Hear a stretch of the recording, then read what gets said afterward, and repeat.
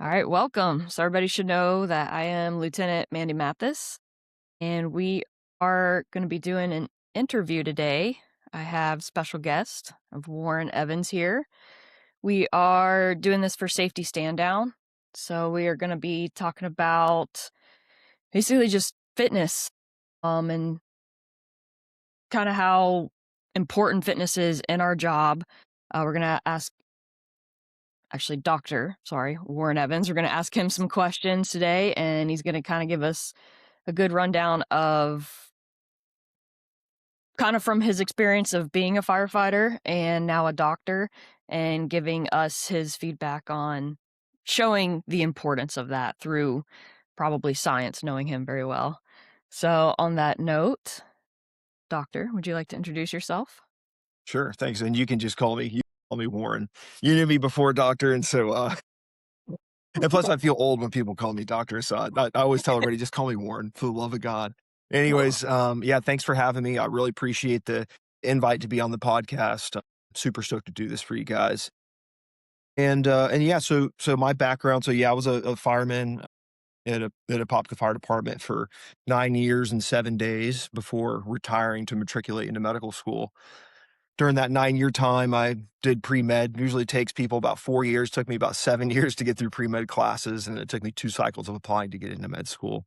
So, yeah, in 2016, I left the fire department and started med school, went from 2016 to 2020, and graduated, and then went into surgery residency, which is a 5-year training. I did that in Spartanburg, South Carolina, at a level 1 trauma center, and my specialty specifically is trauma surgery and critical care surgery. More or less, meaning that I do surgery, but I'm also, an ICU doctor too, and so I split my time between the OR and that. And so that's my background and specialty, and I am a board certified, surgeon with the American Board of Surgery and the specialty of trauma. I just recently took a job, at Bon Secours St. Francis Medical Center as their new, trauma medical director or chief of trauma, and so I'm in charge of their trauma program development. Will be a level 3 trauma center in September, and then hopefully we'll upgrade to a level 2, and they'll see their interest in becoming a level 1. That's a little bit about my background, kind of my career status, where I'm at now. It's a lot of years of school, a lot of years of training, and, I will tell you that I would not be as effective of a provider as I am today without my experience in the fire service. It's absolutely priceless, and, I do advocate for physical fitness and well-being, prehabilitation before surgery, and then one of the one-hour lectures I gave in residency was the importance of physical fitness for medical providers. And so it's something that I've kind of stayed on top of over the years.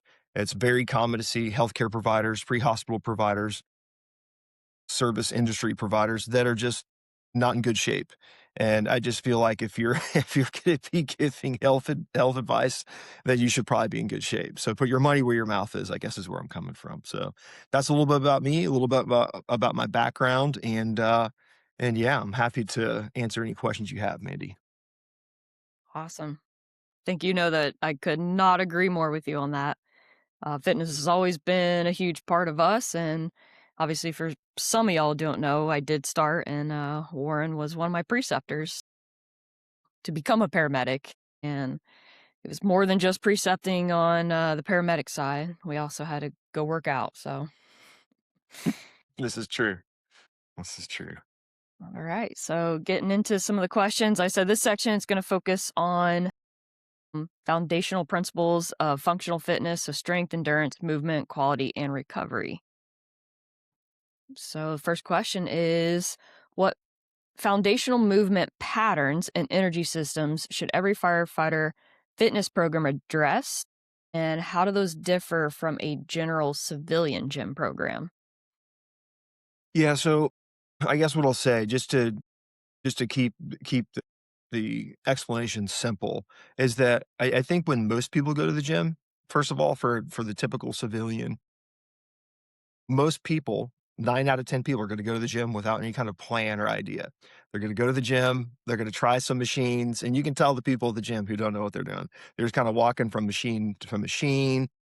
You can tell they don't have a structured plan. So the first difference is to actually have some kind of structured fitness plan.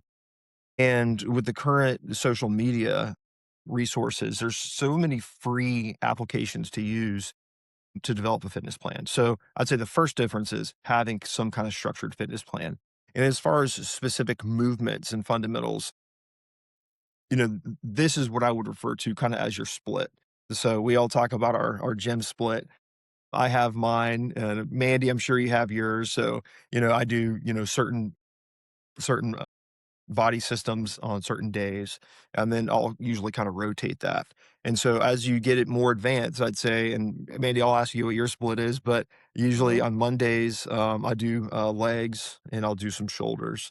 On Tuesdays, I do some kind of chest and back workout. On Wednesdays, I will do core and I'll do posterior chain together usually, even though some people do posterior chain with legs, which is fine. And then usually Thursday is a mix up. So whatever I've missed is what I'll add in there. And I have variations of each one of these.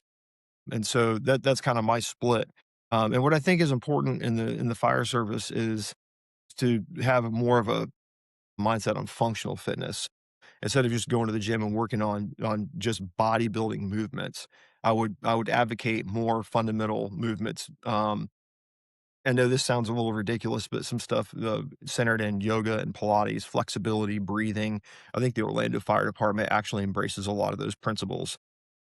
And so, not just bodybuilding, not just strength training, also having some modicum of aerobic exercise is super important too. And I would say anywhere from thirty minutes every 2 days to 60 minutes every 3 days, something like that.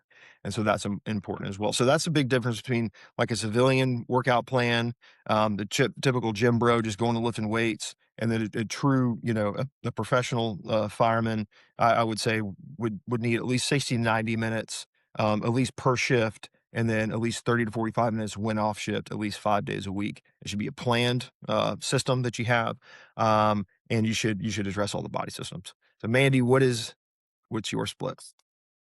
Yeah, so mine looks a little different.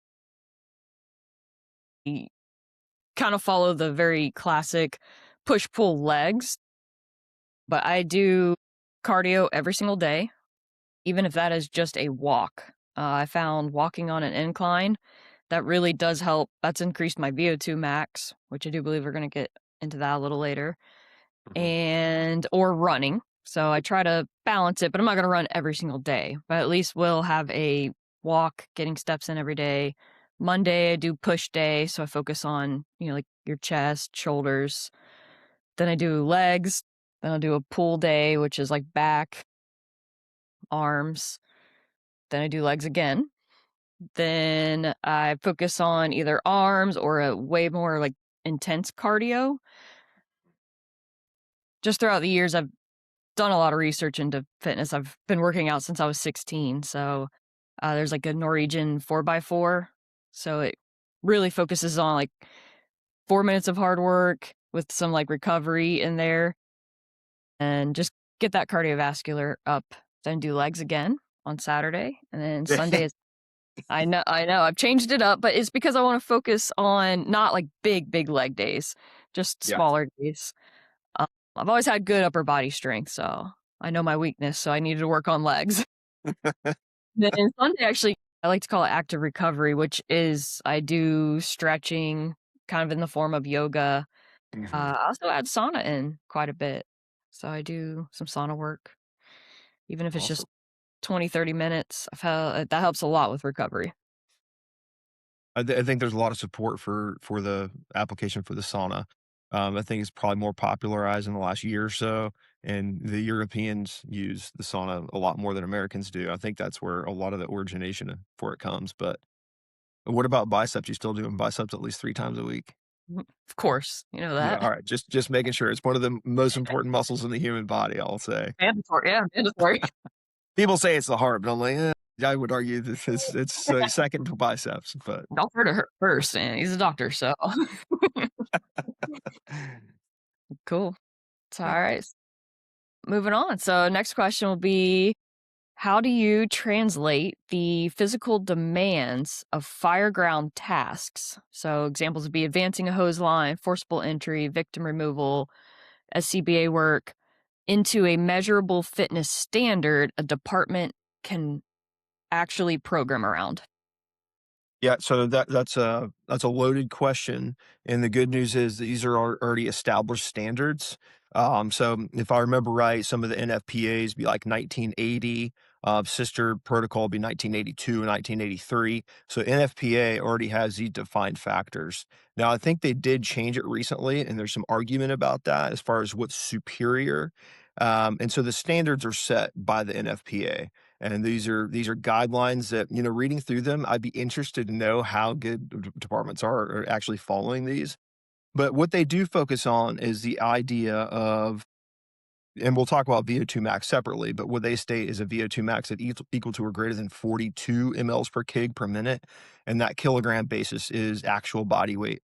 It's not ideal body weight. And that's important as we talk about VO2 max a little bit later. But so that's their standard. And it's also equal to or greater than 12 metabolic equivalents. And so they're talking about 12 or more metabolic equivalents of VO2 max of greater than 42. And then how is it that you go about obtaining that? One of their strongest suggestions from the NFPA, also supported by the IAFF, is every shift to have 60 to 90 minutes of exercise per shift. Now, they don't get into specific exercises, but I think you know, probably the most important thing to focus on based on research, and I don't know what your thoughts on this are, Mandy, but would be more like HIIT workouts. Mhm. And then you can also do medium intensity workouts. So, interesting you mentioned the 4 minutes. That's one of the things that the IAFF supports is doing 4 minutes of strenuous labor of equal to or greater than 10 mets for 4 minutes with some kind of break in between.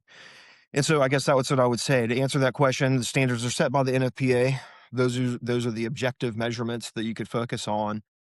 And then secondarily, it would be some kind of we'll say you can only work out on shift, which is probably not ideal, but if that's what you focus on, 60 minutes to 90 minutes on shift of some type of workout that's more focused around hit training with 4-minute intervals. So that would be my suggestion of how to obtain that. And I'm not sure how that compares to what you guys are currently doing, Mandy, or what your department looks like.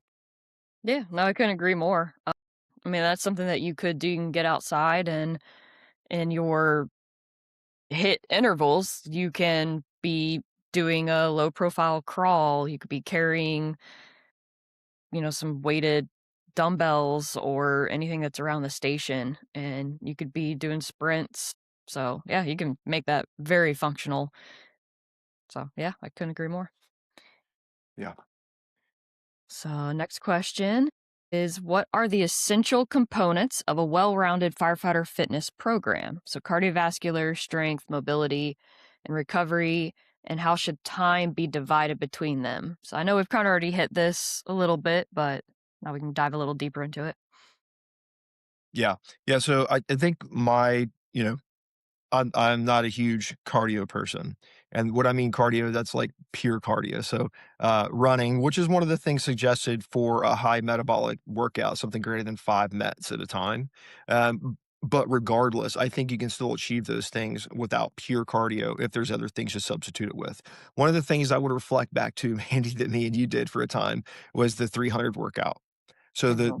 the 300 workout is just a more or less, it's kinda like a CrossFit workout. It's a high intensity, a metabolic demand workout, and, it's a set of pull-ups, push-ups, if I remember correctly, some deadlifts, some, goblet raises. It's a whole variation of workouts, but the idea is it keeps your heart rate up and your mets are above 10 for the whole time.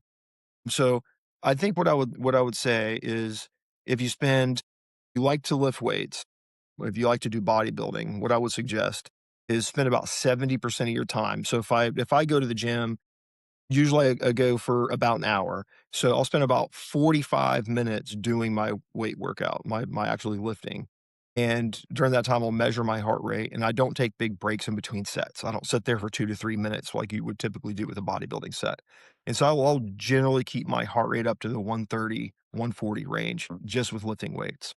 The other interesting thing about that is that and you guys may be aware of this, but lifting weights is a much higher stimulator of basal metabolic rate and demand over time.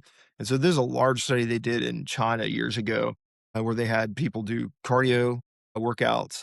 And there's a prospective randomized controlled trial. And then they compared that to people lifting heavy weight, activating large muscle systems, legs, upper body. And what they found is their basal metabolic rate was increased for 12 hours to 14 hours, whereas running on the treadmill for 45 minutes would only increase your BMR for 2 to 3 hours. So everybody's focused on this whole thing of caloric demand and how much you're going to burn after this, that, and the other. Well, you might burn more while you're running, but the effects of deep muscle stimulation will increase your BMR for a longer period of time, if that makes sense. So going back to the original question, how should it be split? My thought should be 45 minutes of deep muscle stimulation, heavy weight, short interval breaks. And then the last 15 minutes at least should be focused on some kind of high intensity met activity, whether that's running, whether that's doing stairs, there's something in that nature that's gonna be high intensity.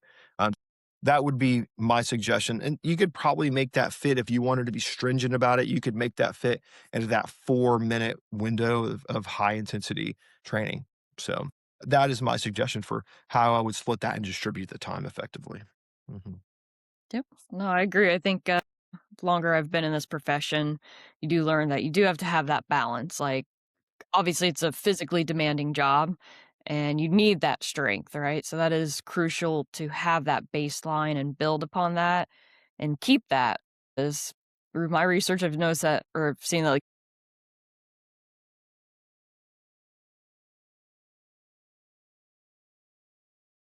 training Mhm. and when it comes to cardiovascular stuff, that is very easy to fit in.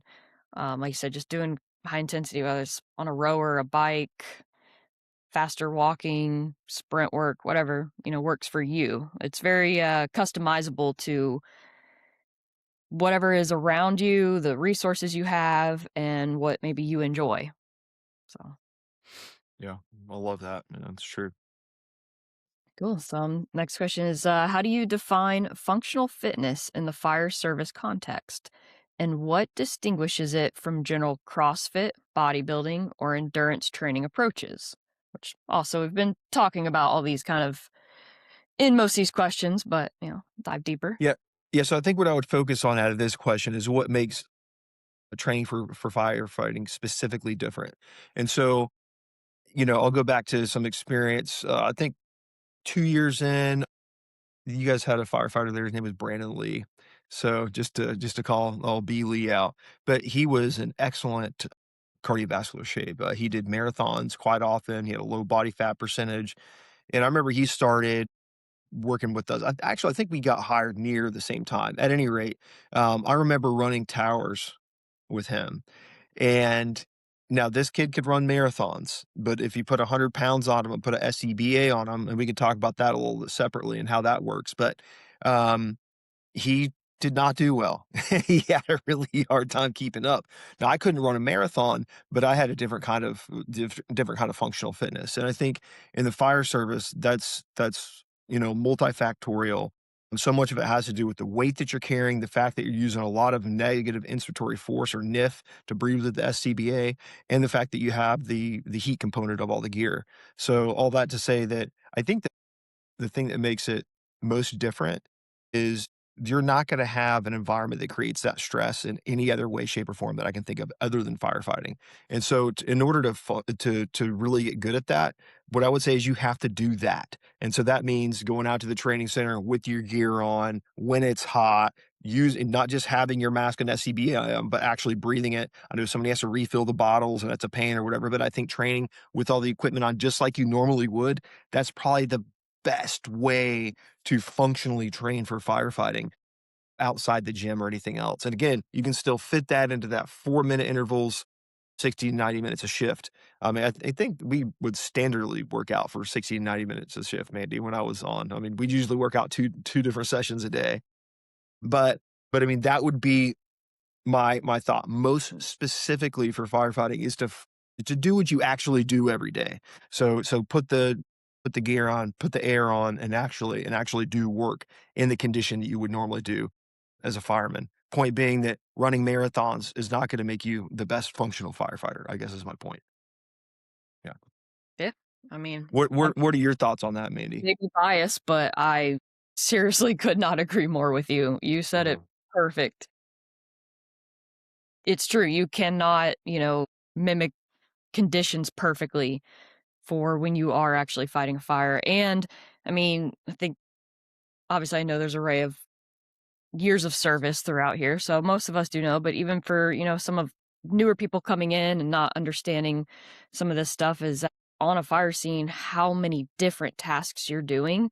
I mean, you're moving your body in so many different ways from pulling a hose line to pulling ceiling down to searching, raising ladders. You're literally using every part of your body while having your gear on, while having an air pack on. So, yeah, I mean, the best way to get better and better at that is continuously putting that on and moving with all that weight on, adding more weight so you know what it feels like carrying tools. Yeah, couldn't be Yeah, better. where there are other things I thought of, Mandy, is the mental aspect of it.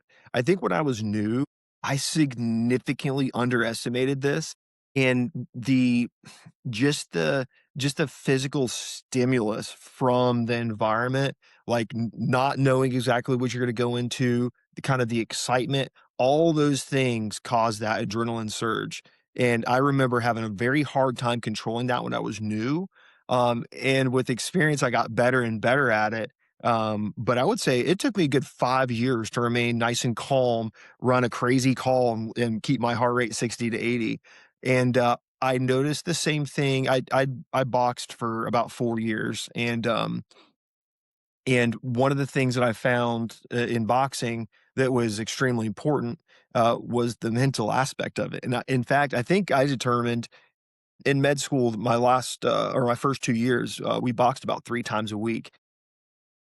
Man, that's where I really came to realize the value of your mental faculties because it's just as much of a mental game as it is a physical game, and both of those things have to be aligned.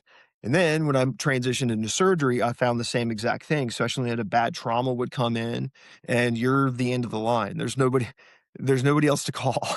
Like you are it. And so staying calm from the mental perspective, it probably took me till 3rd year of residency, probably get 15,000 hours of training in before the patient could come in, I could stay nice and calm, collected, and execute effectively. So, I guess what I wanna say with all that is the mental aspect and where your head is at has just as much to do with all this as physical fitness, and so that's why part of that should be incorporated in there, is paying attention to staying calm, make sure your head's in the right place when you're doing this stuff, and so don't underestimate that, even though it's not something we would typically measure. You know what I'm saying? Yeah, agreed. Yeah. Absolutely.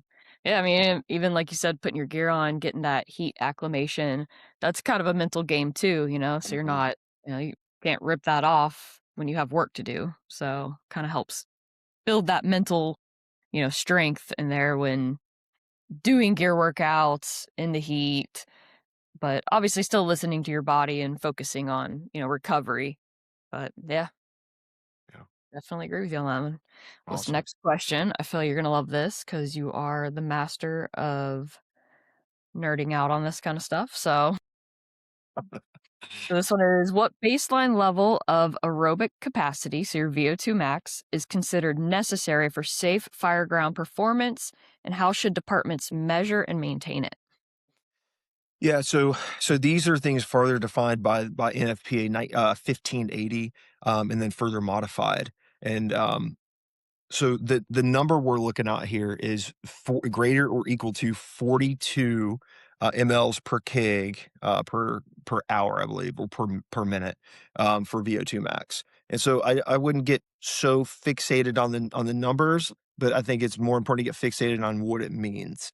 And so without talking about the calculations specifically, fixed principle and equation is one of the things we actually use in the ICU as well, monitoring how sick patients are and their ability to get better.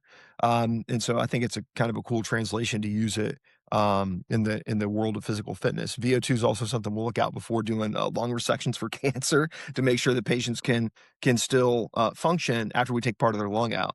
And so it's a very measurable thing. And so more or less, what I want you to think about is your supply and demand. As simple as that. And so it's your ability to be able to breathe in oxygen, use the oxygen, and then we look at the difference of oxygen percentage during the workout, before, during, and after, and compare that to your levels of CO2. And so when you look at your CO2, normally we'll look at an extraction ratio of CO2 over oxygen, and then if you look at a simplified fixed principle, you'll consider where your ideal body weight goes in the equation as the denominator. So all this to say that a good VO2 max means that at a high metabolic equivalent or at a high metabolic equivalent task, what a met is, that you still don't at your highest capacity, and that's usually at 12 mets, you still don't use more oxygen than you can deliver. And so that's really what it's getting at. And so that would be a good VO2 max. So what they defined in NFPA 1580 is 42 or greater. Most professional athletes have a VO2 max, if you're a true professional, 85D.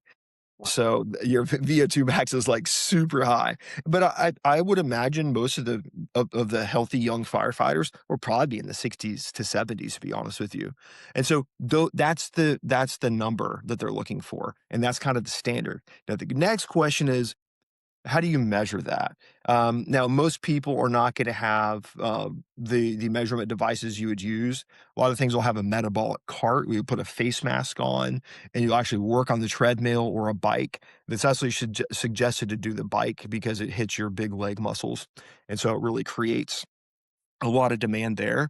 And so you could certainly, if you had that resource available, that would be really cool to have a metabolic cart and a bike and somebody to monitor your heart rate and draw. And you can also draw some blood gases too and look at the differences before, during, and after. But I don't think any department's going to do that.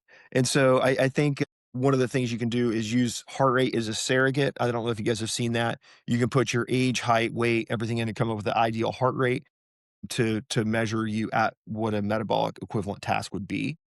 And so if we're looking at 12 or greater metabolic equivalent task, you could correlate that. Say I plug my numbers and it says a heart rate needs to be sustained above 140 for those tasks. Then it'd be that simple. So you could, most people have their Apple Watch these days. So you could have an Apple Watch measuring your heart rate while you do your workout. And that could be one way of doing it. Because like I said, most places aren't going to have the resources of an actual metabolic cart and a monitor and everything to do that. But that could certainly be an initiative or something you could measure. Military uses that as well, and they will actually measure your VO2 max objectively. But I think that's that standard. However, according to the NFPA numbers that I did when I was getting ready for the podcast, it sounds like they've moved away from the VO2 max as a standard. Um, and now they're using a different, percentile equivalency program, and there's some argument about it because it's age bias, and the older you are over 60, the more likely you are to pass it, and the younger you are, the harder it is to pass it, and so there's some argument to it, and it's not as objective as measurable as VO2 max. So I don't know if that answers your question, Mandy, but that's kind of what I would base it on, is those standards that are already developed. Cool. Yeah, no, I mean, I think you answered too, even just the first part, how, as a doctor, how you utilize VO2 max. So obviously, it is still something that is important to pay attention to, but maybe not get like hyper fixated on. Yeah. Because I know, like you said, yeah, like Apple and Garmin, they'll actually give you now a rough, VO2 max. There's some of my research, like people have gone and done actual VO2 max testings with the mask, like you said, just to see how accurate their devices are. And they're not super far off. They're not going to be as accurate as, a full blown Mhm. test, but it gives you a little baseline, gives you something to look at, work on, and realizing how important it is for, like I said, just like how much oxygen you are using correlates to, how your body takes that in, uses it. if you have, like, kinda, like, more in the tank, basically, how much you got left in the tank Yeah, is, that's a good way to look at it too, because so when you look at the VO2 max, what you're gonna look at is your cardiac output, your heart rate, and your stroke volume. And then the other things you're gonna look at in there is your ability to expel the CO2. One of the factors you look at is hemoglobin as well. So one of the because we extrapolate the VO2 max kind of using fixed principle. And so this is an interesting idea, and one of the ways you can get your VO2 max up is to get your hemoglobin or hematocrit up. And so patients that are on the ventilator that are hypoxic and hypoxemic, meaning low arterial blood oxygen levels and the actual amount of oxygen blood to the hemoglobin, bound to the hemoglobin, and that really measures your overall demand. So SpO2 again, I think trumps PaO2 anyways when you were looking at actual clinical utility. But point being, we will transfuse people who are having a hard time on the ventilator. If their PaO2 and SpO2 is low, we'll transfuse them to 10, and it's a mathematical thing based on fix. It would maximize your VO2 max by having your hemoglobin up. And so that's one of the ways we'll use it. And the other thing to consider is there's a couple things at play here. So you got your cardiac output. We all know what that is. You got your ability to manage a minute ventilation, which is tidal volume times rate, which for most people will be between 6 and 10 cc's a kilogram, somewhere in there. And so you have the need or the capacity to take in a breath. You're gonna cause exchange, at the alveolar capillary membrane level. That's great. But once the blood is circulating, generally when we're sitting here at rest, which would be a MET of 1, we only extract about 20% of oxygen from our blood cells. So we're only using a small fraction. So like Mandy said, we kind of have that big reserve. And most of us who are healthy and don't have any medical problems are going to have a hemoglobin between 10 and 12 anyways. So it kind of is at that maximum level. The other thing to take into consideration is how effective or efficient your cells extract oxygen. And so these are a lot of the issues that can come about when you get really sick, when you're in sepsis or have a traumatic event. Your cell's ability to extract oxygen also is affected. And again, that's really what we're looking at. We're looking at the oxygen supply, how much oxygen is left. We're doing the math on that and looking at what the reserve is. We also look at the CO2 levels. So once the CO2 levels get a little bit higher than the oxygen levels, you look at that respiratory extraction ratio, or the RER, will get above about 1.1, and that's how you know you're making more CO2 because you don't have enough oxygen and you're actually creating lactate, and the lactate's getting transferred into CO2 through pyruvate dehydrogenase. And so all that to say that as you become more fit, your stroke volume will increase, your ability to maintain a higher heart rate will increase, your cells' ability to extract oxygen will become better. And that's where you get your increase of VO2 max as you become more fit. And so measurably, what we're saying by more fit is a higher stroke volume, ability to maintain a higher heart rate, and a higher respiratory rate for a longer period of time at a higher minute ventilation. And so what they've measured and how you increase your VO2 max, and Mandy, I'm curious to know your thoughts on this, but it is based on this idea of doing these high intensity 4-minute interval workouts, and that's how you can most effectively increase your VO2 max, assuming that you're not grossly overweight and assuming you don't have any pulmonary issues or cardiac issues. Yeah, no, I agree. Like, it is probably one of the things that I found to be the easiest to increase your VO2 max. And like I said, I've only monitored mine from my Apple Watch. Mhm, But yeah, kind of putting your body to the limits, pushing yourself. Yeah, you're going to be winded, out of breath, and you stay consistent with that, and you'll start to notice everything getting a little bit easier, a little bit easier. And I mhm, promise you, recheck your VO2 max in maybe 3 weeks to a month, and you're going to see an increase. mhm. And for anybody that doesn't know Warren, that was a classic Warren answer for you. So he has to, be way up here. Sorry, Bringing you up sorry to bore you with the details. here. That's what I had to deal with as for him as my preceptor. Just remember that. Poor poor Mandy. That only made me better. Cool. All right. So next question. Which muscular strength and muscular endurance benchmarks best correlate with successful fireground task performance? Yeah, so I guess you'd have some subjective measurements and objective measurements here.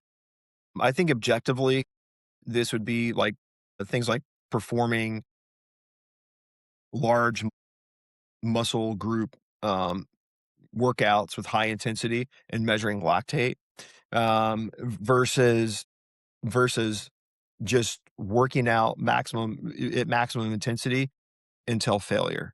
And so one of the things could be, for example, pulling a charged hose until you literally just can't pull it anymore. So I think working out from your baseline to your max and reaching that point of exhaustion would be kind of as hard as you could push yourself. And what you'll notice is that point where most people reach that exhaustion, that's where that 2 and CO2 mismatch occurs, gets above that 1.1 ratio, and that's usually where you're gonna see people's lactate climbing. Because once you've hit your max, you're gonna have that lactate maximization. So that's where I think that, if we're talking about, you know, how to do this, that would be how I would trigger that response. So these large muscle group activation, usually gonna be your legs, your core, and doing it some way, whether you're doing stairs, carrying weight, whether you're pulling a load, something like that. That's how I think you could best activate those muscles. Does that answer your question? Yeah, yeah. I mean, I would say that, yeah, like kind of you need that balance of the strength and endurance to be successful in this career. It's not just one thing or the other. You kind of need to combine them together. And you literally hit it perfect. Stairs, that is a great one. I mean, we have a training center, we have stairs, and carrying weight, you're working on both. You're working your muscles and you're working cardiovascular, that endurance, seeing like stairs as an example, right? So maybe you can go up 10 times and you feel completely done, right? So you've just kind of hit your max of where you're at. You're like, wow, okay, ten times up and down the training tower. All right. So now I want to work on that, right? So let me try to get to 12. Let me try to get 15. And you can do this on air, off air, but on air is a great way to kind of get a good comparison of where I started, where I'm at now, is what I'm doing working, adding weight while Mhm. you're going up the stairs, whether it's just carrying tools, carrying a dumbbell. I think that correlates to, success in this job for sure, Yeah. or success Yeah, in it a kinda prof. goes back to what we were saying. Yeah, doing what you would actually do, right? And I think that's the most helpful thing. They talk about the metabolic equivalents and I get or metabolic equivalent tasks. We keep on saying meds, that's what it means. And I think it's important to define some of those things. So, just sitting at rest would be 1 met. Generally, to clear people for complex surgery or higher risk surgery would be 4 mets. So what is a met? And so met is just where you're at rest compared to a relative amount of activity. So, for example, getting up and walking around would be 2 mets. Doing light jogging would be 3 to 4 mets for most people. Running would be about 10 mets. And I think the way they'll really look at a met equals O2 divided by 3.5 if you wanna get technical about it. But regardless, I think that, you know, when you're just even though you're not running, if you have your gear on and you have, like, 70 pounds of weight and you're walking stairs, you're probably gonna be at 10 to 12 mets. So keep that in mind too. That's something you can do that's not like running or jogging or doing something crazy, but where you're still gonna be hitting those mets continuously. Anyways, for what that's worth. Yeah, can agree. So this next question, this one's interesting because I feel throughout the years I've noticed too this becoming a popular topic because VO2 max is one of. But this Mhm. next question is, how should grip strength, core stability, and posterior chain development be prioritized given the demands of carrying tools, hose, and patience? And I say that because I was like, I feel VO2 max and grip strength has become a popular topic because it correlates to longevity. Mhm. So, and like your heart health, it kind of mimics of how, guess a way to show how healthy your heart is VO2 max grip strength, but grip strength, core stability, and posterior chain.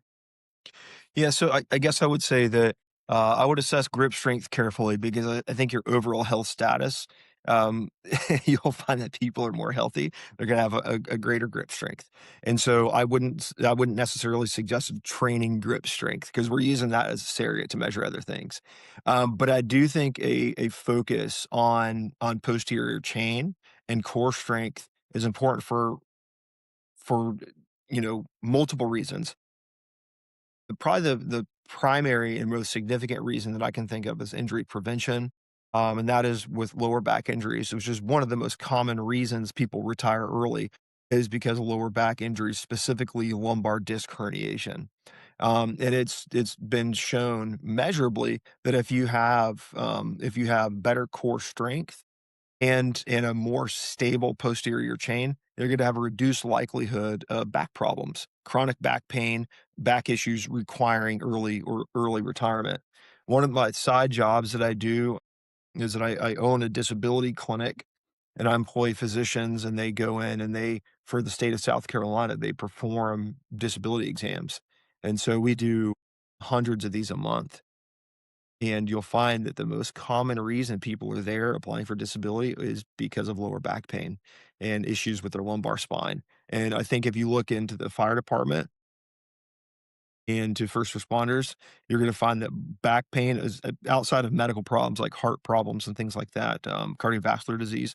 You'll find that back problems are a huge issue. And so I think that focusing some of your training on this, we talked about, Mandy, you're doing legs 4 times a week. What is your favorite posterior chain workout? Or do you have a specific regimen just for posterior chain? And what is, like when I say posterior chain or when we say that, what are we talking about? Because not everybody will know what that term is.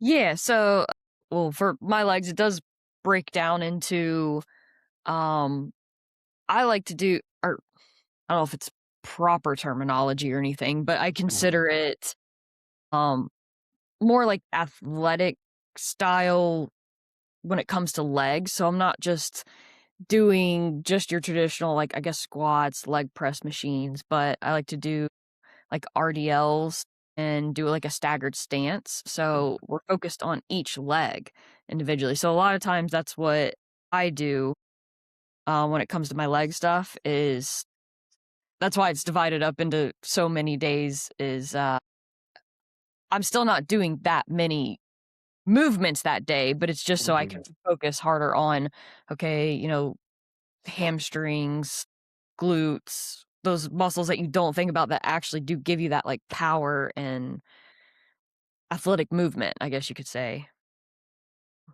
If I said I'm not sure if that's the proper. Yeah, yeah, 100%, and so, yeah, I think when I think of posterior chain, I think of hamstrings, like you said, glutes, like you said, and then part of the posterior chain, focusing above the waist would be like your big lower back muscles. So those would be things like your psoas, that would be things like your multifidus, and then your erector spinae muscles. Those are the big group of muscles on either side of your spine. You can see people are really fit, especially football players, stuff like that, will have these big muscles on either side of their spine. Those are their erector spinae muscles. So I kind of include those in posterior chain as well because they give you so much spinal support. And you'll see people with, when they have back issues, a lot of times they're not going to have these big, strong erector spinae muscles. And so, yeah, prioritizing, I think part of the question was prioritizing that. And it sounds kind of like exactly what you're doing. You're focusing 3 days a week just on posterior chain and then talking about core workouts too. Generally in Mhm. core workouts, obviously the rectus abdominis, is probably the thing that gets the most attention, right? Because everybody wants a six pack. They want their semilunaris, to be really visible and all that. And that's great. And that does provide stabilization to the spine. But what we're just as much interested in is the posterior chain. And so the hammies, the glutes, the erector spinae, which, I think probably one of the best overall movements for this, Mandy. I don't know what your thoughts are, but it'd be the it's not. It's not the it actually might be called the Roman chair. I think there's some argument about this, but it's basically the machine you lock yourself into and you do the forward bends and reverse extension, usually holding weight. And Mhm. so this is something that'll work your entire posterior chain in one setting. And so this is something that I would suggest doing at least 3 days a week, even if you only do 3 or 4 sets, start with no weight and build up some weight. So that would be how I would prioritize that. It'll increase your longevity in the fire service, and I think it'll reduce I think it can measurably reduce your chance of lower back injury, which is so common and it causes people to retire early. And then as far as grip strength goes, that's an interesting argument. I still think that, again, I would not suggest like doing a ton.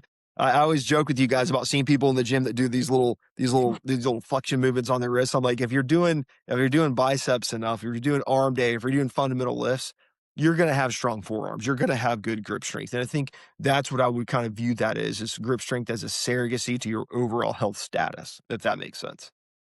Yeah. Cool. Yeah. Mhm. Perfect. No, yeah, so perfect. Yeah. Yeah, and I agree with you. I mean, if you're kinda lifting, you are activating a lot of these muscles, but, even just spending maybe 1 day focusing a little bit more on them to keep them strong, I think that would be very beneficial. Yeah, absolutely. So, next question. What role does work capacity under thermal and respiratory load, so your SCBA, play in fun- foundational firefighter fitness, and how can it be trained safely? Yeah, and so we touched on this a little bit, but we can kind of dig into more of the details. So I think, one of the things that wreaks so much havoc on the novice or the beginning firefighter is this extreme environment that you're working in. And so part of that is, even outside of an interior house fire, being in Florida, for example, where it's super hot outside anyways, just in general, is having that gear on. And so having the gear on, and what does that really how does that change what's going on with your body? And so your body has so many mechanisms to regulate temperature. And what you'll find when you have your gear on, your body's going to be working overtime in order just to keep your body temperature at a normal range. And so that is a huge metabolic demand just in regulating your temperature. So let's look at just having the gear on. So that's only one factor. You're talking about an increase in your metabolic demand by almost 50% just by having the gear on. All right, and so, now let's talk about the extra weight you're carrying. So now we're talking about I don't know what your gear weighs now. Do you guys have new gear that weighs less, or is it about the same? About the same, yeah, still the Okay. same. Yeah, and so that gear is heavy. I think once you have the SCBA on the gear, I think we think it's like 70 pounds, maybe, something Yeah, like that.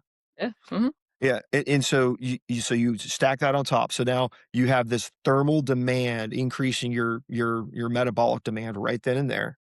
Then you put the extra weight on. Now you're out in 80 plus degree weather most of the time with a high humidity rate too, which decreases your ability to regulate temperature and cause evaporation. So that causes a problem. And then you bring in your SCBA to the mix. And so this a huge challenge, and I think you guys have developed some training masks, even if you don't have your air bottle on, that cause you to have a negative inspiratory force. You guys have some kind of mask you can wear, right? mhm. I can't remember what that's called, but, Yep. that's something you what's that?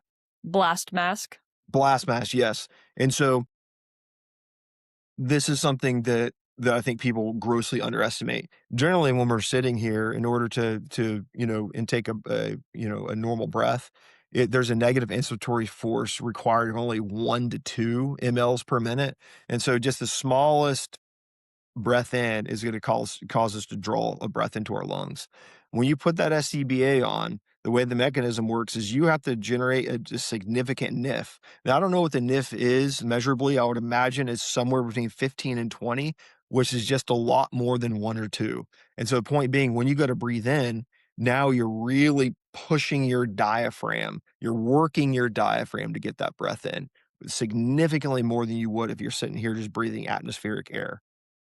And same thing goes with all your intercostal muscles that help you breathe.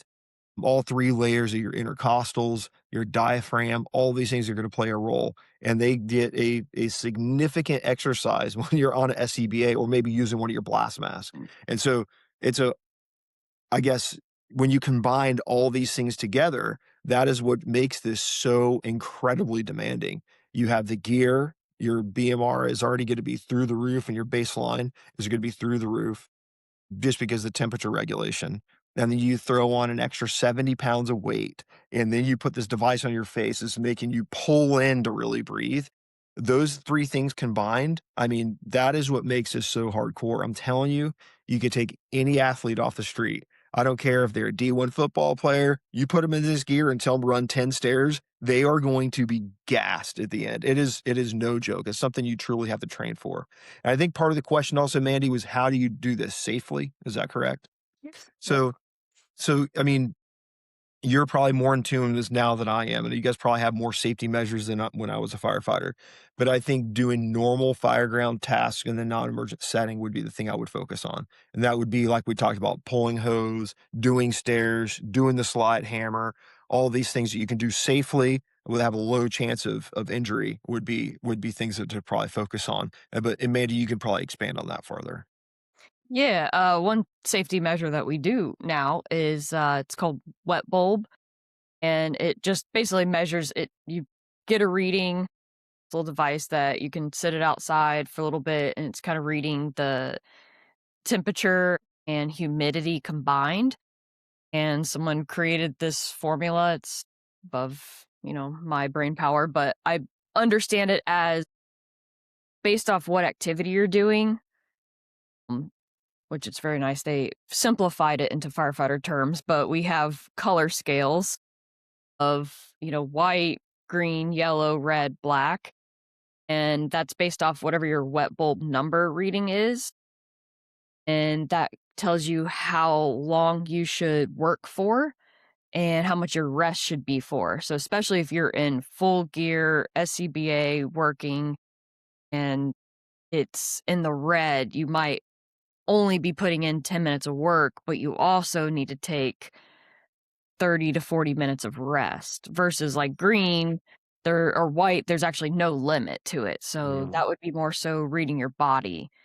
And I think that plays into how you answered it, especially with Florida and heat, humidity on top of mhm. your gear, not being able to regulate yourself as good because of the humidity and that gear. I feel like just traps that heat in too. So you're not really releasing it anywhere. It's staying with you. So just reading your body and of course paying attention to your wet bulb readings and just Oh, that's focusing on awesome. many minutes of work you're going to put in, but also focusing on that recovery. And recovery is taking your gear off, allowing your body to cool off. So Yeah, that's awesome. I've not heard of the wet bulb. That sounds very sophisticated. So you guys use that on just your normal training days? You use that device? yep. Yeah. So anytime you want to get in gear, we take that outside and you set it out there and you let it just read. It's got like a little fan in it and it'll read it might read more than just that, but I know it takes into the account the humidity and how hot it is outside. Wow, It gives you like a little that's number cool. reading, and based on that number is the scale of how long you could be in your gear and how long of a break you need to take after. Wow. But do you guys use that on the fire ground as well, or just in the training setting? Just the training setting. So obviously fire ground still the same. We gotta Wow, that's put in work for hours, you gotta put in work for hours, but we're very good at that rehabbing, obviously rotating people in and getting some rehab going for sure. yeah, that's cool. That's super cool. Yep. Cool. So, next question is how do you address the wide range of fitness levels on the floor from new recruits to 25-year veterans when establishing a foundational program? Yeah, this is tricky, right? I think there's, like we talked about before with some of the new NFPA guidelines above that normal 1580. I think it's 1582. There's where some of this argument comes in. So how do you keep more or less how do you keep these older folks in shape, because you got guys that are still. I imagine you got a selection of guys who are in their 60s that are still in the fire service, right? Maybe not so much the 70s, but I'm sure you have some 60-year-olds that are still firemen. So how do you do that? So I think that having some overarching training program. If you want to just keep it very simple, kind of like we talked about, some minimum requirement of 60 to 90 minutes of workout per shift. It doesn't matter if you're 60 or not. You can still have some structured workout program that includes an hour to an hour and a half of workouts. 24 hours, 24 hours that during that 24-hour shift, you got to find some time to do that, whether you're at a busy station or a slow station. Even if you're running 10 calls a shift, I know that you can probably pull out a workout. So I would say, fundamentally to hit all the age ranges, I think again, they're focusing more on this percentile-based assessment program for measuring the adequacy of that, but still the IAFF does not age discriminate when they give their suggestions of the 60 to 90 minute up to 12 metabolic equivalents and somewhere in that range. Whether you're, again, young, whether you're 20 years old, whether you're 60 years old, doing those 4-minute intervals would be the way to maximize that 60 to 90 minutes of workout. And so I think that's probably what I would suggest, having some kind of framework or system in mind. Hey, did you do we always held each other accountable when we were on shift. Hey, did you work out today? And if you decide you weren't going to work out, we were going to hassle you all day. We're going to make fun of you, like we're going to haze you until you go to the gym. And so that's just kind of how we roll. So peer pressure is an effective thing, I think, in that setting. But I guess I would say just keep it very simple. There's no right or wrong way to do it. But if you just meet those fundamental benchmarks, regardless of your age, 60 to 90 minutes a shift, 4-minute interval training where you're hitting 12 mets would be a standard that I think that safely any age range can meet. Yeah, I agree. I mean, obviously having that wide range, think you come in young, ready to do some work, and it's easy to go that route of complacency sometimes. And life happens. It's easy to make those excuses. But I agree. I think our old crew, we instilled it in us at an early age that doesn't matter what your age is. Hey, like stay consistent. That consistency pays off of at least just doing something. Even like you said, even every shift, that's like a freebie. That's a given. You're Mhm. there and it's just something that you can easily commit to. I'm already at work. It's part of this job is maintaining my strength, maintaining my fitness, and um, it's kind of part of the service that we do provide to the community is staying fit. So I Yeah. think that very important no matter what your age is and the workouts. I mean, I don't think that it really should change much from your age. I mean, this job doesn't change for you because you age, right? So whether you're young or older and you are in this profession and you're choosing to stay here and you're active and fit, then you have to be able to perform no matter what your age is. So we have That's a good point, Mandy. The demand doesn't change. The demand's there, and the demand doesn't discriminate either. It doesn't care if you're 20, doesn't care if you're 60. The job just needs to be done, and I think that's something that I was a firm believer in during my 9 years of service. Is that's one of the things you're getting paid for. Is to stay in shape. That's part of your job description. It requires that, and that's why I felt so strongly about it. And I will honestly say I could tend to be somewhat mean to somebody if they decide they just weren't gonna work out with us. Like, it's part of being part of the crew, it's part of doing your job. Again, like I would always say, you're getting paid for what you're willing to do. Yeah, a lot of times, maybe you're slower, maybe you're at a station where you only run 1 call a shift, but you're getting paid for what you're willing to do and what you're capable of doing. That's where that compensation comes in. Um, one of the other things I think of with the older folks, and this is just kind of across the board, if you look at population statistics, is that as you get older, you have a much higher tendency to gain weight and not good weight. And so you'll see that people over the age of 30 will tend to gain 1 pound per year, which is crazy, right? I mean, do the math. So between the age of 30 and 60, you're gonna weigh 30 more pounds, right? That's crazy. So I don't know what the population of the fire department looks like now. I know that you guys are I think when I started, there was like 62 firefighters. I think you guys have a lot more than that. But if you look at that range, I think what you'll find the trend is that the older folks will generally have a little bit higher BMI. And so that's something to focus on too as you get older, is to pay more attention to your caloric intake.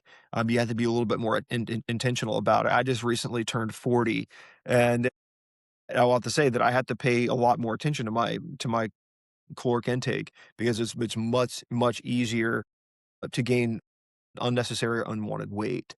And so having some consistent plan, again, you know, whether you're disciplined or not is irrelevant of your age. And so, like you're saying, Mandy, having some kind of disciplined, structured plan is important for long term success. And then we can talk about BMI a little bit later as we talk more, more about maximizing VO2 max. I think there's maybe some other questions coming, but we can talk about how weight plays a factor in that as well. Cool. Perfect. Yeah. So next question is, what are the most common misconceptions firefighters have about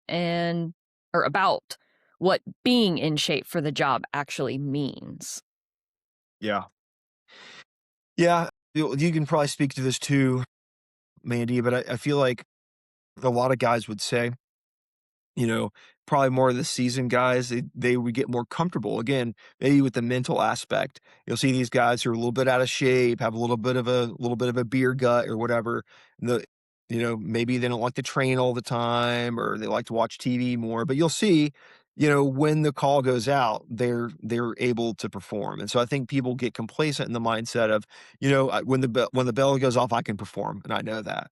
But over time, as you gain more weight or you're not in as good of cardiovascular shape, those things can tend to dwindle. So I think probably one of the misconceptions is that because I've been doing this job for a long time, I don't need to work out as much. I don't think that's true. I think you got to work out just as much when you've been in the service for 10 plus years as you did when you first started. It's just a consistency in discipline thing is kind of the way I would look at it. But that's probably one of the misconceptions. One of the other misconceptions, like we were saying earlier, is just because you can run a marathon doesn't mean that you can perform adequately in the fire ground. So being in good cardiovascular shape is just one facet of it. So I think that's another common misconception. You're not going to run 25 miles. That's great. That's not the same thing as fire ground operations. We already talked about all the different factors that come into play with the SCBA, the gear, the weight, all that stuff. It's just different. And then you also have the mental strain and mental stimulation that you have to control as well. What do you think are some of the misconceptions, Mandy? Yeah, I think that is literally you hit them all perfectly. Is definitely you started off strong with that one. Is the job does seem to get a little bit easier the more you've done it, right? So you've had that repetition, right? So you're putting in those reps, and now things kind of become muscle memory, and it job kind of does get easier. So I think that leads to that misconception of, oh well, like I can still do the job. I'm doing just fine until maybe that one day you have a harder call, or we just had some on Father's Day this following year. We had 3 house fires back to back, lightning strikes. Were hitting these Wow. houses, and there was a lot of demand. And I think that is an eye opener to you cannot stop, right? You have to stay consistent. And you also said it too, perfect. It's kind of like being well rounded. It's not just one thing. Like you may enjoy, you know, running your marathons, or maybe you enjoy bodybuilding, but for this job, it's a job you signed up for, right? So you have to have that balance. You have to have cardiovascular and strength, and you have to be in your gear. You have to be comfortable with that and continue to say that. I actually think almost the older you get, you almost have to work a little bit harder. because of those things that you mentioned, right? Putting on weight, and I think that's just the natural progression of your body and aging, right? So your numbers change, your testosterone changes, everything, right? Across the board.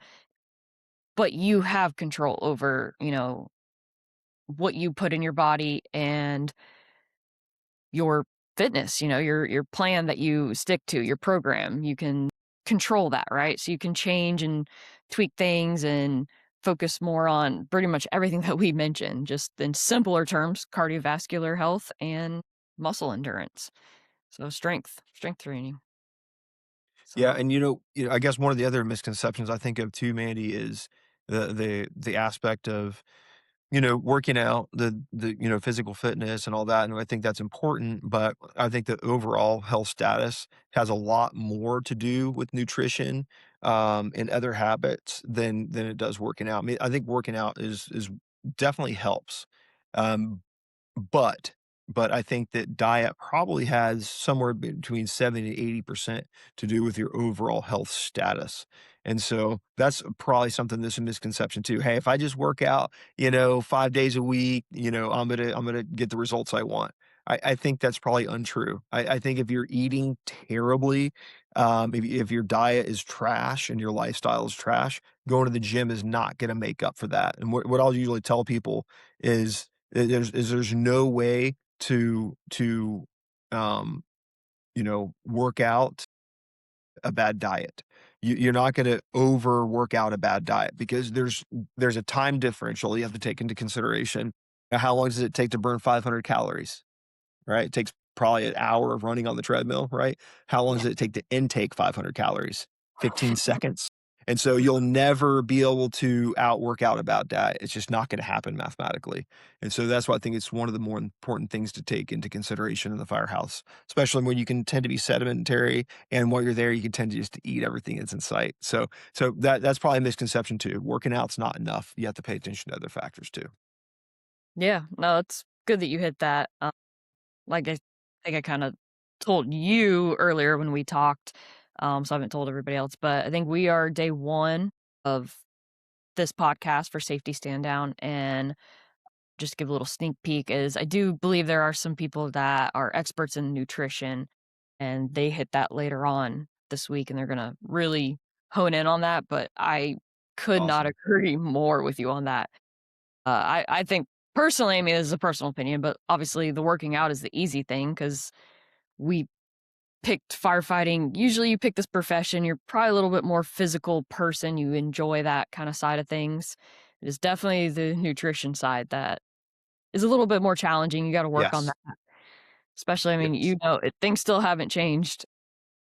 People drop stuff off all the time. So there are temptations all around you constantly. So it's okay to, indulge every once in a while, but I think having a overall, steady, consistent, balanced diet, that's key along with putting in the work physically. Yeah.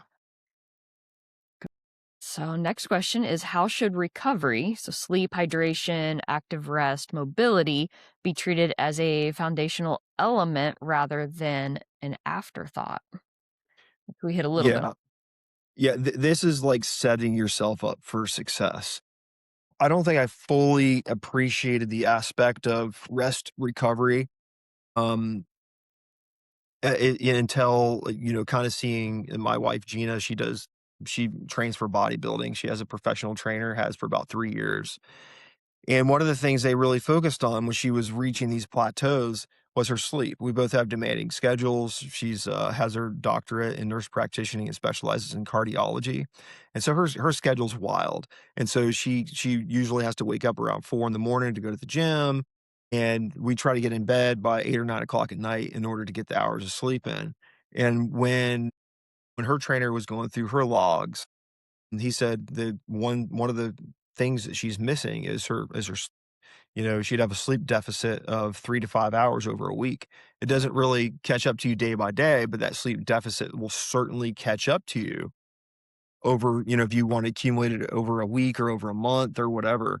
And so I think that, sleep as part of that recovery is so understated And it's the same thing in the world of surgery. In surgery, they say, "Eat when you can, sleep when you can." Operate when you can. I'm telling you, the sleep, even, being awake for 36 hours on a call shift in surgery, I mean, even 1 hour of sleep will make a huge difference in how you perform. And so I think it goes the same here. If you're going to maximize, your fitness, you cannot do that with a chronic sleep deficit. And so think about that when you're making commitments to what you do when you're not not at work in the fire service. So on your 48, what do you do? Because what you do in those 48 hours is gonna dictate how well you perform in that 24 hours. It's gonna have much, much more of a factor.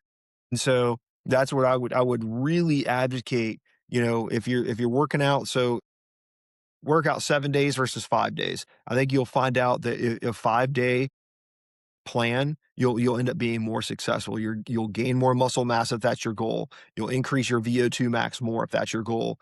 Doing a 5-day plan versus a 7-day plan, just for giving yourself those recovery days as part of that rest plan. But having a schedule that allows you to get adequate sleep for your age, I think is really, really important. So, and Mandy, if you have any thoughts, feel free to share. But I think this is something that people tend to struggle with, especially in the fire service. I think a lot of people have a second job. I know I always did when I was there. So if I wasn't there, I was working doing something else or in school, and being sleep deprived is inhibitory to almost everything you do. Mhm. No, it's, nice to kinda hear you say that because for some of y'all who don't know, this is the one behind we have a little saying that we kept alive, and this is who it came from is, "They can't wake you if you don't go to sleep."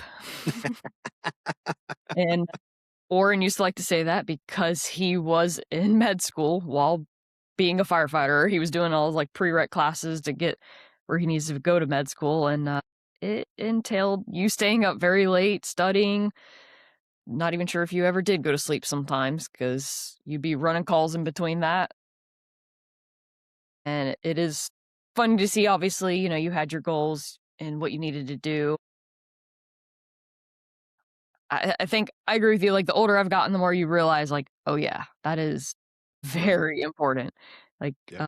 rest, recovery, sleep, crucial to, yeah, success in your results for sure. So, yes, if you're going for something, you're like you said, you want to build muscle, it literally will inhibit you from that if you are lacking in that recovery and sleep aspects of that, Yeah. so Yeah. I just think it's something that it's so easy to overlook.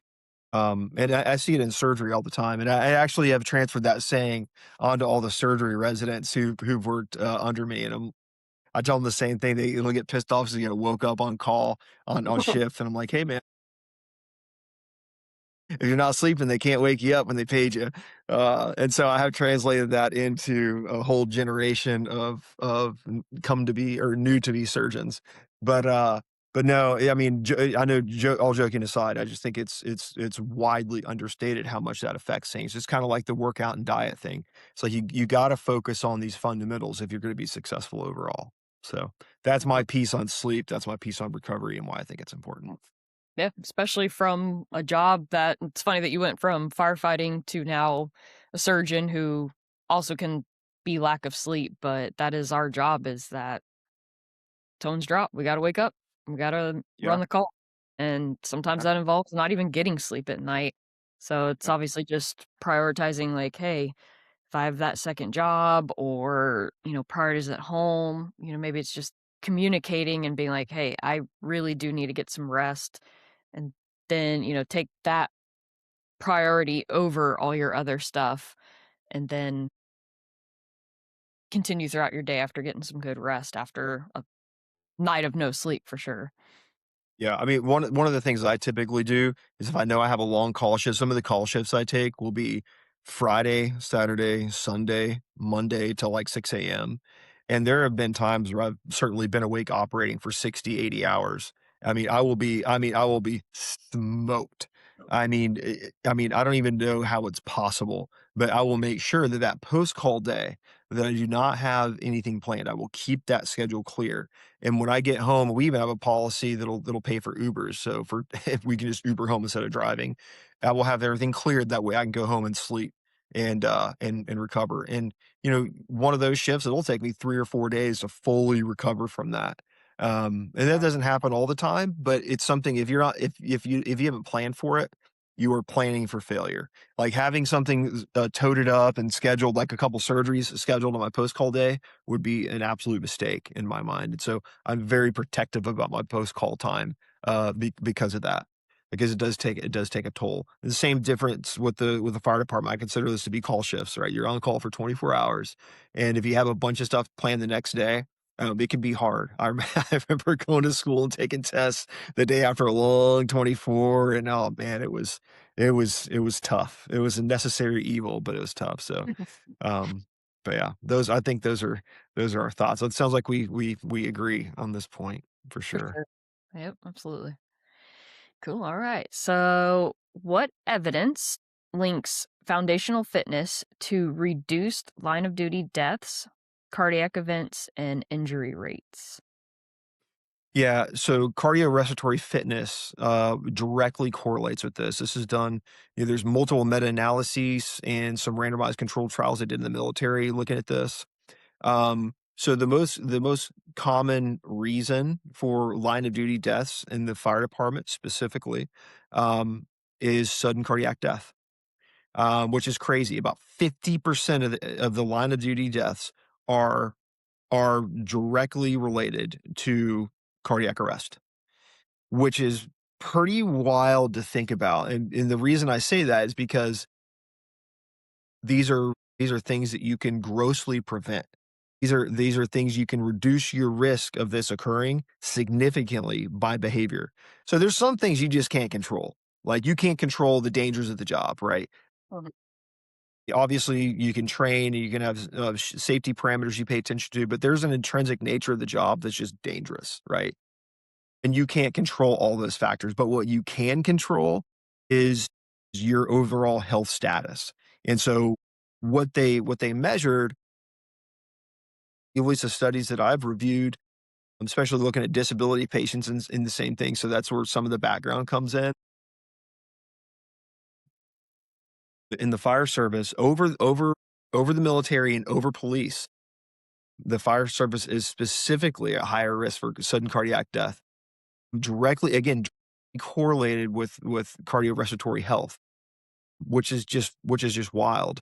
And what they look at is that if you're again, we'll go back to VO2 max. If you have a VO2 max equal to or greater than 42, which interesting enough, that's the same number that was in that NFPA 1580 guideline. If your VO2 max is over 42, it reduces your chance of sudden cardiac death significantly. And I think for every one MET, which again you can translate a MET into VO2 max, but for every one MET, you reduce your chance of cardiac death by 4%. And so that's how powerful that is. And that's why I kind of advocate the idea of measuring and using VO2 max as a parameter, whether you're using your watch or a true metabolic cart and a really accurate reading, like paying attention to that can change outcomes. And that's what I really like to focus on with medicine and surgery, because, one of the things I always say is not every patient needs to die with the surgery. If it, you should really only be intervening on things that you can change. So I'm never gonna offer you a surgery if it's not gonna benefit you, if it's not gonna change the outcome for you.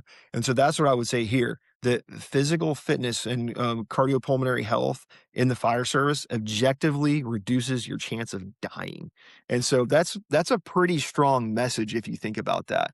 And they've got it parsed out with high level data to show that the more metabolic equivalent tasks you can perform, which would be, I mean, let's say if you've started off only being able to perform 5 to 6 at your VO2 max, if you train like you're talking about, Mandy, and this is what they've measured, and this is where the suggestions come from.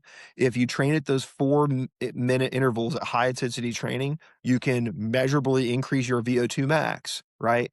And by doing this, you reduce your chance of line of duty death. That is insane when you think about it that way, right? And then the other higher risk factor is when you're actually performing suppression, active fire suppression, and that's how they term it in the papers. But it increases your chance of line of duty death due to sudden cardiac death by 118 fold. So by a multiplier of 118 times. And so that's when you're really going to be at risk, when you're on the fire ground with your gear on, performing fire suppression activity. And so I hope that answers the question. But yes, these are real risks. They certainly exist, and I think the most powerful part about this whole thing is that you are in control of reducing your risk of death by ensuring that you're in good health, and you can do that objectively by using the VO2 max. Yeah. No, I think that is it because I've also read studies that literally VO2 max, how important that is. And so many studies have been conducted on that. Like you said, you've already mentioned them and just showing that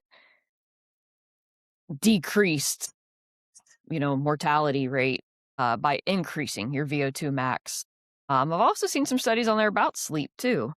So that, getting, even though we have a job that is sleep depriving, you can also increase almost like your sleep debt, you know what I mean? Or I guess decrease your sleep debt. But just having recovery and VO2 max, those are studies that have proven that these things will help reduce your mortality rate. So yeah, like you said, other than things that could happen on a fire grounds that you cannot control, but yeah, your own health, you can 100% control that. And yeah, that was One of the other things thinking about the weight, there's lots of different ways to algebraically manipulate that VO2 max equation. And one of the ways you can arrange it will result with your BMI or your body weight in the denominator. And so your VO2 max will eventually be maximized by your body weight. And so you can imagine if somebody has, more weight on them than they should have, it will limit or plateau their VO2 max within range. And again, that's one of those other things you can control. If you're 30 pounds overweight, you will significantly increase your VO2 max or your potential VO2 max just by losing weight. And so that's another thing to consider too. If you are running 30 pounds overweight, 10 pounds overweight, just getting that weight off will significantly reduce your chance of cardiovascular collapse or sudden cardiac death. And we really haven't talked about just, high cholesterol, hypertension, all those other factors. The interesting thing based on the trials that they did, or this VO2 max was independently associated with reduction in cardiac death as as an inverse proportionality. And so just meaning that as your VO2 max went up, your risk of sudden cardiac death reduced as an independent factor of all those things. But the secondary measures are you can still reduce your chance of cardiac death by controlling hypertension, controlling hyperlipidemia, which a lot of the times are going to be more or less based on diet and then genetics too. But just to say that's how powerful it is. It's analyzed statistically using linear regression and parsed out to show that VO2 max, independent of all those other factors, is still the strongest piece tied in with sudden cardiac death. So, for yeah, what that's worth.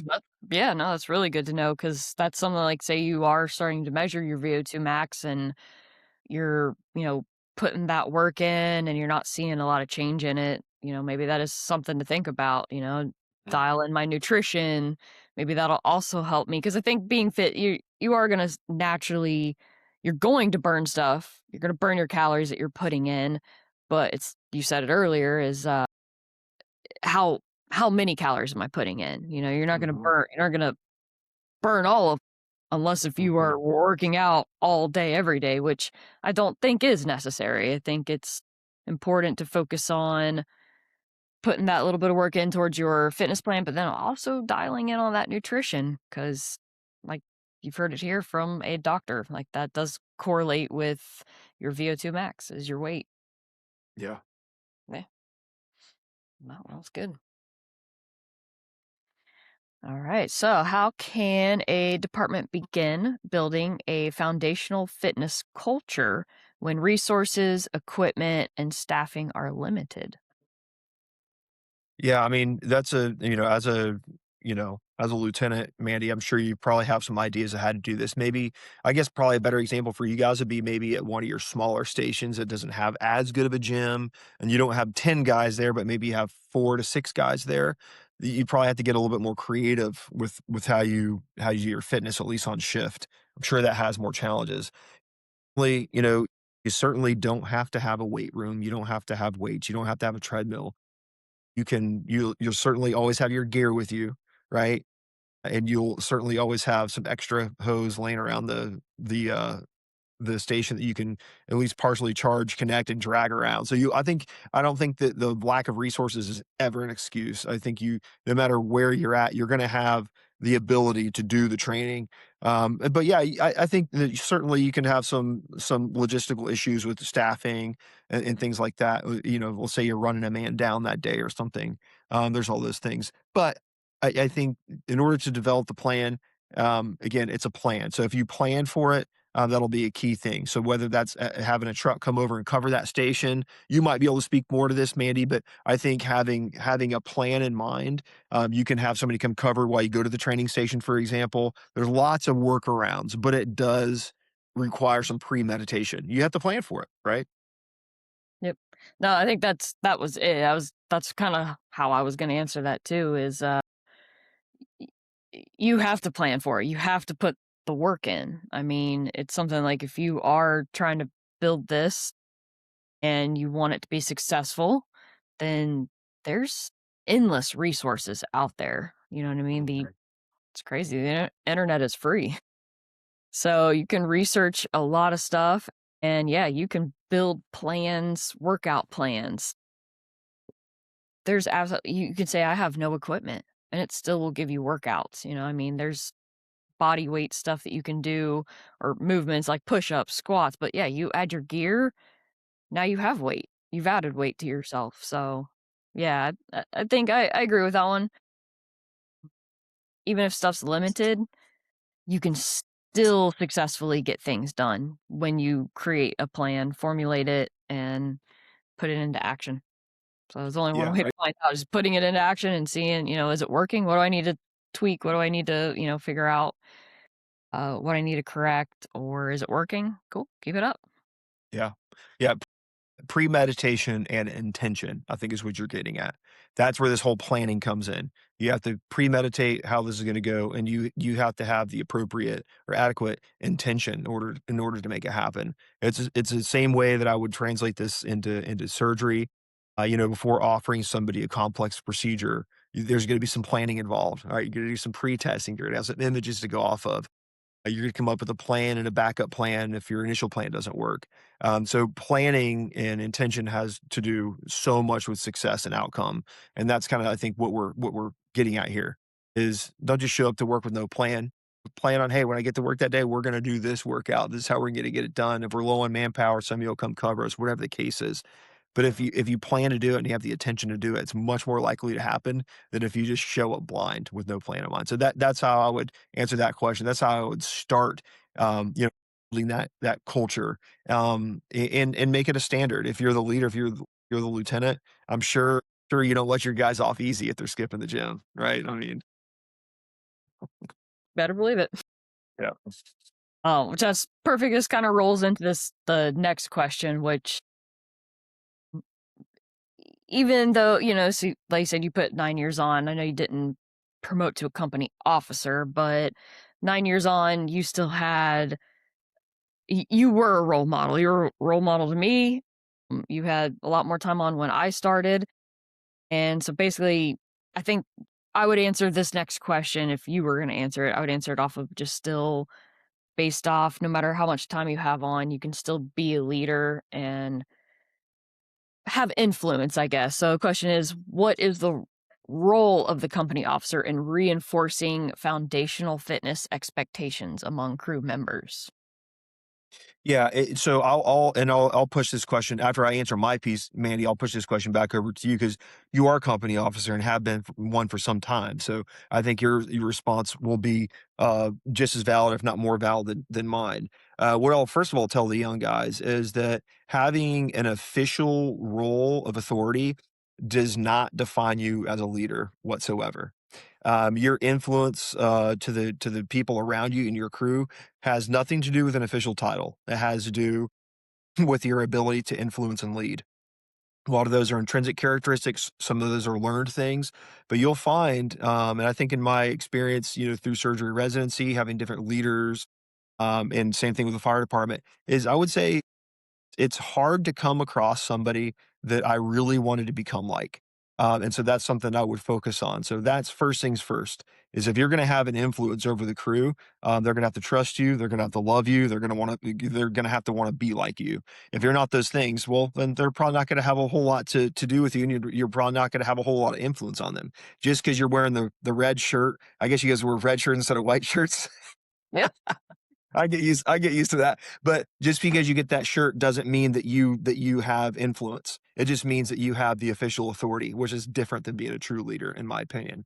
So that'll be the first thing is having that orientation and being aware of that.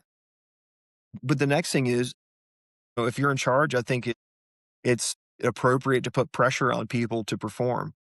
And some people respond to that positively, some people respond to it negatively. I would tell the surgery residents when they they came in that if they didn't work out that day, they they couldn't come to the OR. And as a chief resident, you could 100% do that. You could say, "Yeah, sorry, you can't come to the OR today." So I would really push them, and I would joke around with the guys too, tell them they'd have to, if you can't bench 315, you can't come to the OR. Sorry.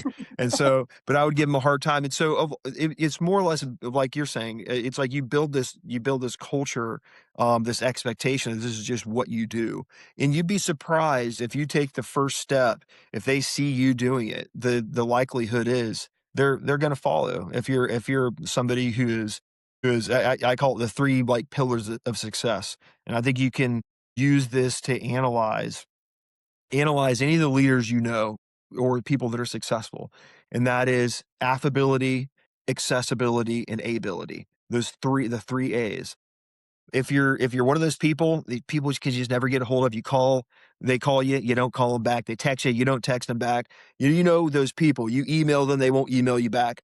You lack an availability, and that's something in surgery that's a little bit more of a standard. A good surgeon's always available, and even though, like, I'm not on today, if somebody calls me, I will pick up my phone. If they text me, I will text them back. I am available no matter what, all the time, and I think that's really important. Affability, and this is something where a lot of surgeons at least fall short, but think of other successful people or other leaders, is affability. That is just being friendly and nice and, like, likable. If you're somebody who just, is just not a nice or conversational person, that will limit you in your access and ability to be an influential leader. And then this last one is ability. Can you do the job? Are you one of those guys who sits around and talks about it, or what happens when you're actually in the OR? Can you perform? Can you make decisions under pressure? Are you technically good? It's the same thing to translate over to the fire service. Are you good at what you do? You know these people who run their mouth, but when you get on the fire ground, get nervous or they don't perform well because they're not in good shape. Like, talk is cheap, and so that's where the ability piece comes in. But I guess when I say this, from a leadership perspective, again, you don't have to have official authority. You just over the group. And a lot of that has to do with those three A's: ability, affability, and availability. Those three things are so fundamentally important. But Mandy, I'm more interested to hear your perspective. You're actually a company officer and have been. So what are some of the ways that you would influence your crew to stay in shape and to work out? Yeah, I think most everybody who knows me knows that that is something that is very important to me. And I think it's probably one of my favorite characteristics about myself is actually being so small, but still having that strength and being able to perform and do the job. And that literally just came I'm nobody special. It literally just came from putting the work in. Like, I have lifted weights since I was 16, and I fell in love with it back then, and it never ended. So, it's changed throughout the years of realizing how important this job is, of being that well-rounded and having strength, but also cardiovascular endurance. And I think just laying those expectations out clearly is part of it, but then also showing it, right? Putting the work in and demonstrating that, leading by example, right? So obviously, I feel like I can't force anybody to actually work out, right? But I Mhm. can make you go down there and train, right? So let's go even inside the bay or across the street. Hey, we're gonna put ladders up. We're gonna drag some people. We're gonna just like that's a workout, right? It's a workout and it's functional at the same time, and we're training for the job. Uh, Mhm. so I like to, and personally, I think like once you start doing that, it's actually fun, for me. And I think most of us that get into this profession, it is fun. Maybe you plenty of days where you're like, "Ugh, I don't want to do it," but how many times have you actually went to the gym and just once you just starting is always the hardest, right? But once you just start, you start lifting or you just put your gear on and you start moving, it's easy after that. You're like, okay, like you're done and you're like, so glad I did that. Like I Yeah. feel good. I feel good about myself, feel accomplished for the day.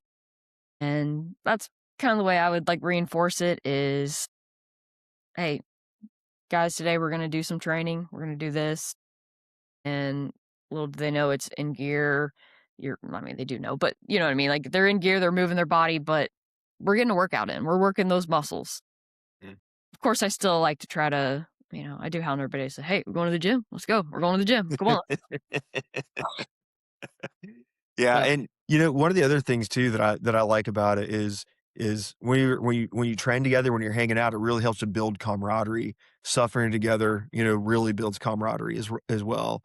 And that's, one of the things I think about, in trauma surgery, especially if you're a place with residents, you take call with a group of people. Usually you're on call with, anywhere from 3 to 10 people. And so when all the traumas start coming in, it's a group of you guys down there. Everybody's been awake for 24 hours. You're cranking, you're in and out of the OR, you're doing consults, you're doing traumas, and and spending that time together and suffering together, that's how you build those close relationships, really learn to trust and to love the people you work with. And so that's why I think it's again, there's so many benefits to it. Besides just being in shape, is like you're saying, like being together and working together. That's I think the other kind of unmeasured or unmentioned benefit. When you really suffer together, those are the experiences you remember. You don't remember the nights where you just slept all night and didn't do anything. You remember the nights where you were just busy cranking it out and doing work. And so yeah, I think that's awesome. And how long you been a lieutenant now, Mandy? You were telling me earlier. I can't quite remember. 5 years now. 5. Mhm. Dang. Dang, that's crazy. What's next? Are you gonna be chief next, or what's the plan from here? We'll see. You know me. Okay. I don't know how to settle, so of course I'm gonna probably keep pushing myself. Nice, nice. I like it. I like it. Awesome. Yep. Cool. So we're on to this last question here. So, if you could only give a new firefighter three foundational fitness habits to carry throughout a 25-year career, what would they be and why?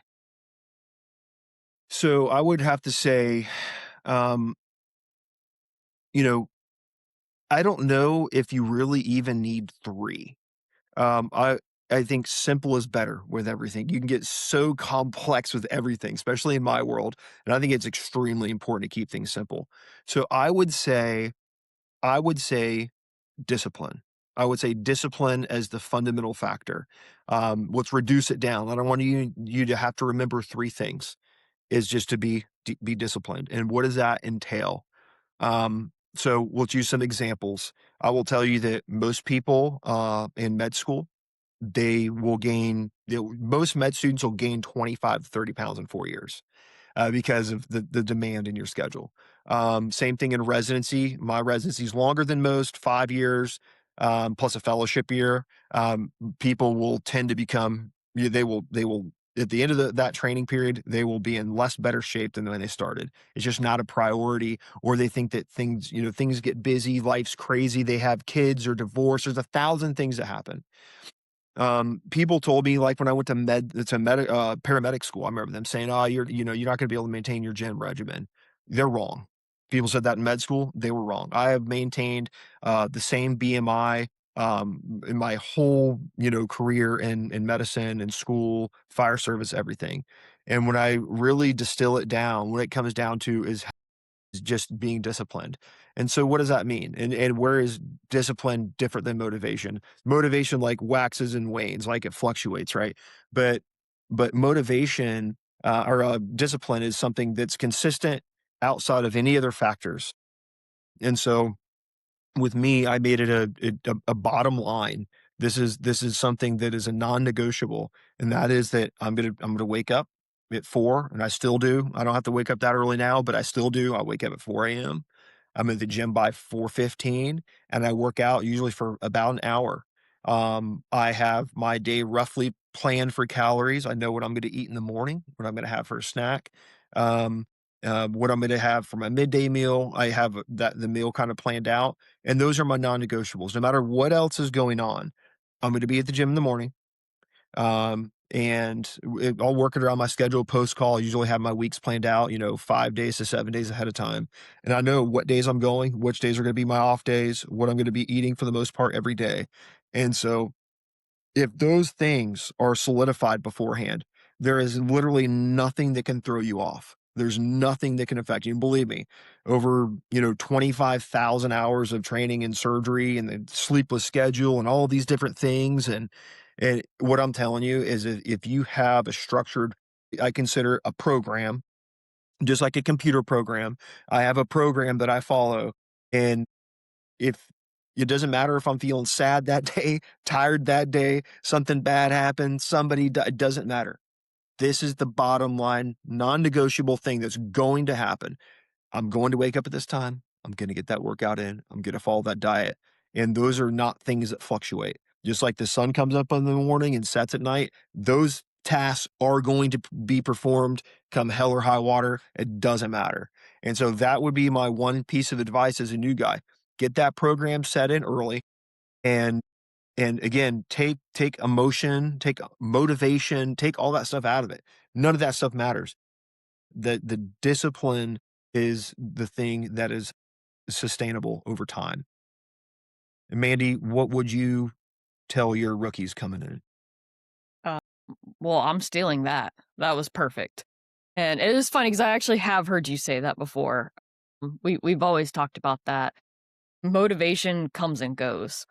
Like, you could be motivated one day and promise you won't even be motivated the next. And I'm seriously stealing that. You don't need 3 things. You do need that one thing, and discipline is it.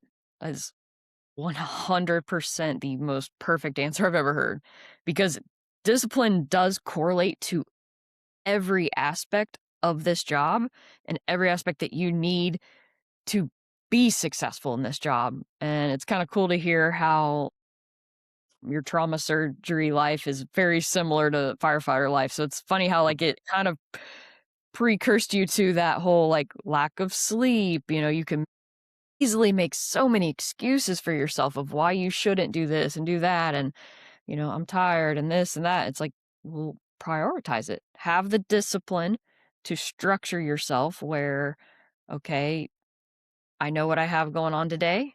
I'm on shift. Maybe I even know the schedule. So I'm going to wake up early and get my lift in before work. Or you should be able to get it in at work. You have 24 hours on shift. So, it's just planning that, planning your meals and all that planning. Everything we've literally mentioned is discipline. It is true. Even down to knowing the job and being good at the job, right? Like, if I want to go over SOPs, I want to train on something, comes down to discipline. Yeah. So that's And I literally. think it's one of these forces that you can mechanize to get measurable benefits.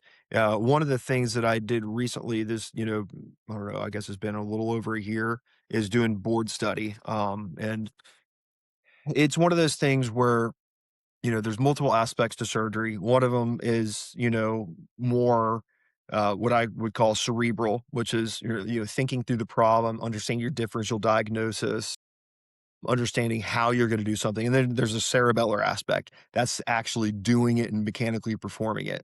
And so I feel like, it's specifically at our residency program, our operative numbers, I think you need 850 cases to graduate. Most of us graduate with, like, 3,000 cases, like the numbers you'd have after being graduated for 3 years out.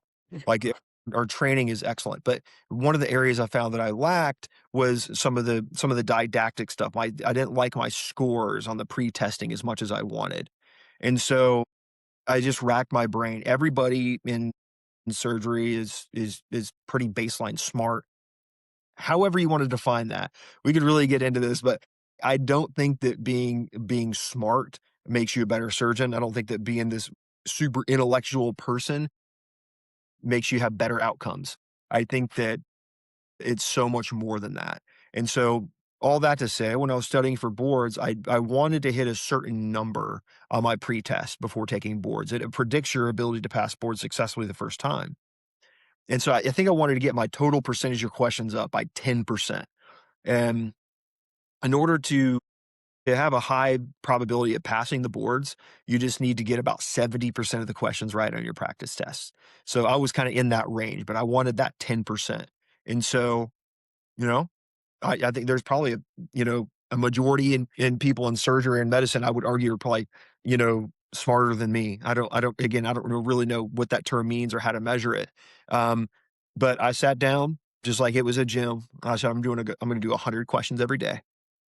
I'm going to go through the questions that I did. I'm going to analyze the ones I got wrong, why I got them wrong, and what I need to improve on to make sure I don't get them wrong again. And I did that for a measure of about 15,000 questions over a period of months.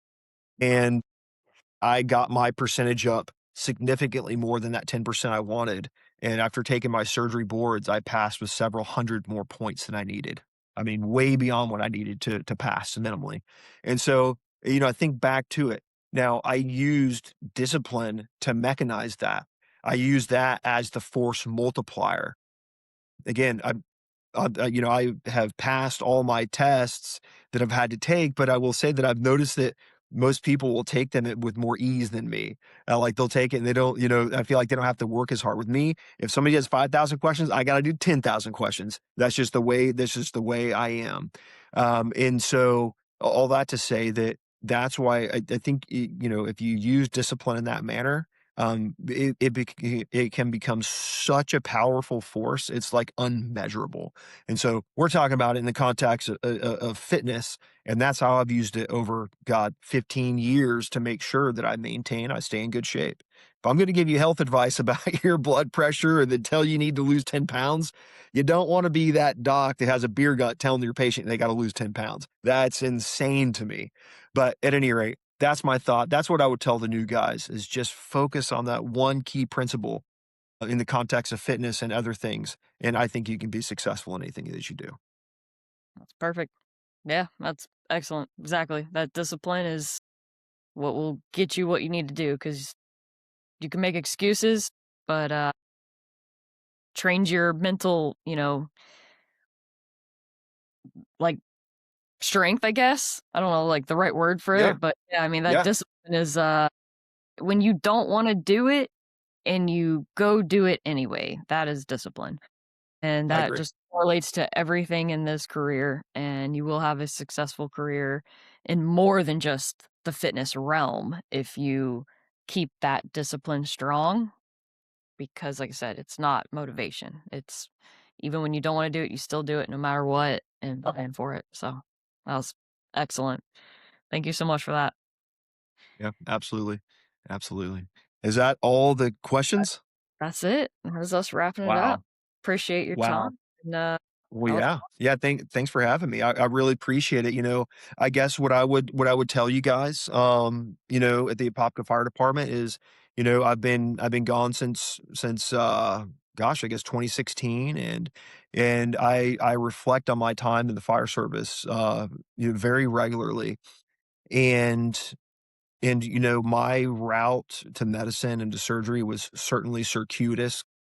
compared to most people went straight through from high school to college and all that, and I can truly and honestly say now as the trauma medical director of a trauma center that I would not want this role and this position and this responsibility without the prior experience, and I don't really know if I could have gotten to where I'm at today without the 9 years I spent in the fire service.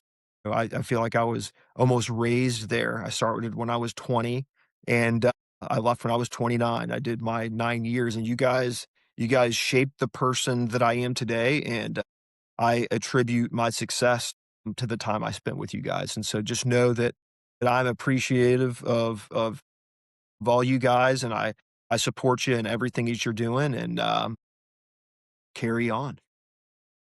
Awesome. Thank you so much. Alright. Thanks. We'll talk to you soon. Cool.